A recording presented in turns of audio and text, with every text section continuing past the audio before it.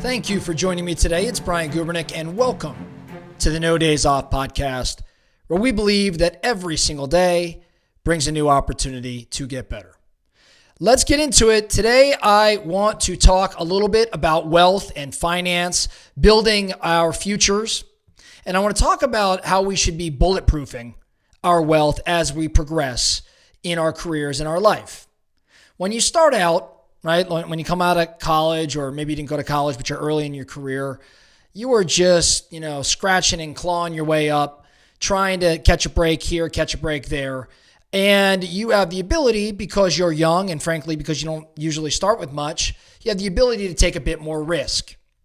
Oftentimes, those risks blow up. They don't create the reward that you desire. And sometimes those risks work out.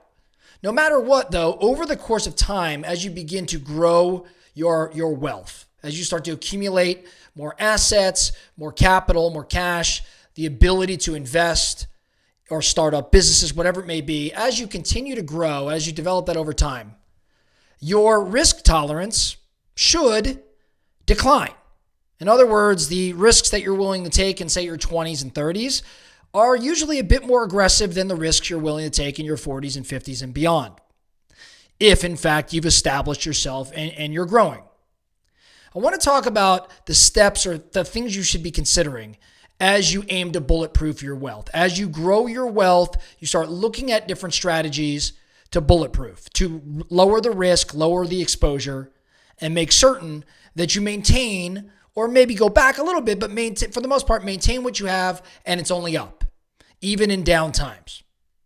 What should you be thinking about? Number one, I think you either need to consider diversifying, meaning spreading your investments across different asset classes.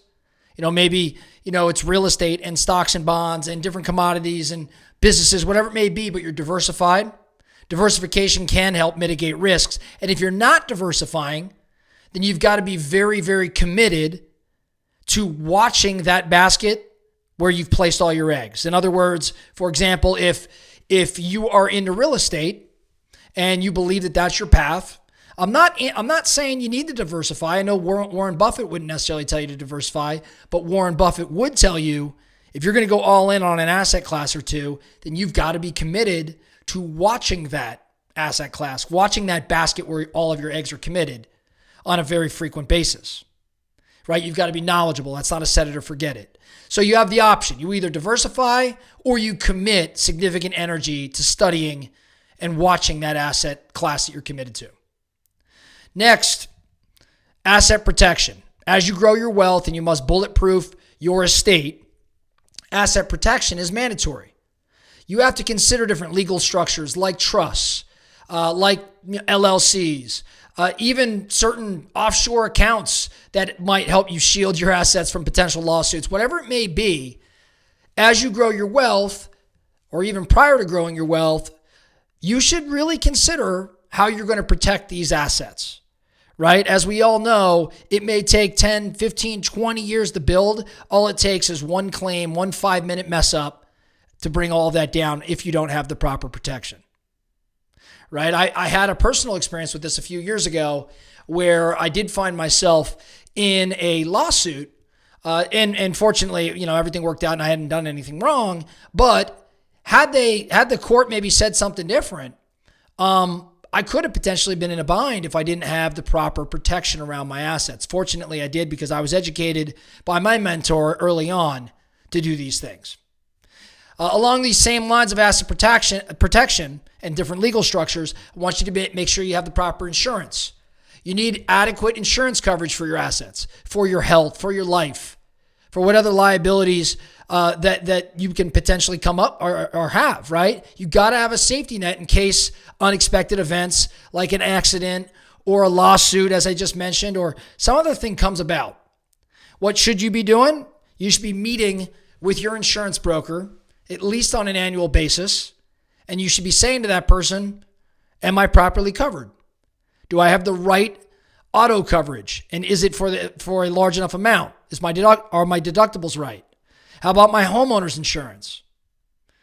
Right? So we want to dig into this. If life insurance is right for you, you need to be meeting with someone that's educated around this subject. So insurance, as you grow your wealth, is another way to bulletproof what it is you're creating. Next, I think about having an emergency fund. This is probably one of the first things you should set up. You should be establishing as you're bulletproofing your financial wealth. You need to have an emergency fund, which is really just a cash reserve that is equal to multiple months of living expenses. And the purpose here is that in the event something happens, something unexpected occurs, you can cover your expenses, you can cover any sort of income disruptions. Early in my life, I shot to have 3 months of reserves. That was my first goal. I want to have 3 months of reserves. So if I was spending, say, $3,000 a month on all of my expenses, I wanted to have $9,000 sitting in an account on the side just in case. Now, as I progressed in my life and my career, I went from 3 months to 6 months to 9 months to 12 months. And now I try to sit on about 12 months worth of cash, actually a little bit more than that. And the way I look at that is I have these dollars that are not, getting the return maybe that I desire, but this is my emergency fund. In the event something happened or I had to pivot or whatever, all of my expenses are covered for a year. And I don't have to draw from any sort of investment or anything like that might have tax consequences. So you need to establish what cash reserve amount is right for you. At a minimum, though, I would think you need 3 to 6 months, just cash sitting there, because you could make a pivot. You could figure some things out in 3 to 6 months. That's what you're really doing. You're just buying yourself some time. Some more advanced bulletproofing techniques: estate planning. You got to have an estate plan, and you want to get with an attorney, with your financial, professional or advisor, whoever you're working with. Make sure that your assets, ensure that your assets are being distributed according to your plans, according to your wishes, right? You also have to look to minimize tax implications. So in estate planning, as you create more wealth, as you have a nest egg, as you have accumulated some assets for that family, you need to make sure you have a plan in place for the estate that both protects the estate from liability, also minimizes the tax repercussions or implications for your heirs. Last couple things that come to mind for me in terms of bulletproofing: tax planning.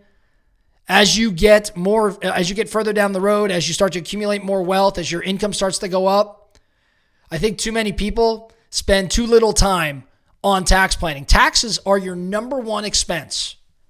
Taxes are your number one expense, but we don't treat them oftentimes as though they're number one. They're almost an afterthought. You need to, as you grow your wealth, begin to optimize your tax strategies by taking advantage of different tax-deferred accounts, or just different investment strategies that minimize taxes, or different deductions or credits that are available to you. You've got to become a student of the tax game if you're going to bulletproof your wealth. Last thing for me that I'm thinking around when it comes to bulletproofing wealth, I think about avoiding high-risk investments and avoiding high-risk people. Avoiding high-risk investments and avoiding high-risk people. High-risk investments that promise high returns, could come with significant downside. At this stage of the game, I do not have the same degree of risk tolerance that maybe I once had. Doesn't mean I don't take risk relative to, what I'm comfortable in taking. But I'm just saying that as you accumulate more wealth, your job is to protect that wealth as well as continue to grow it. There's nothing wrong with growing that wealth of yours at a stable or even even higher return, right? I'm not saying you shouldn't maximize your return.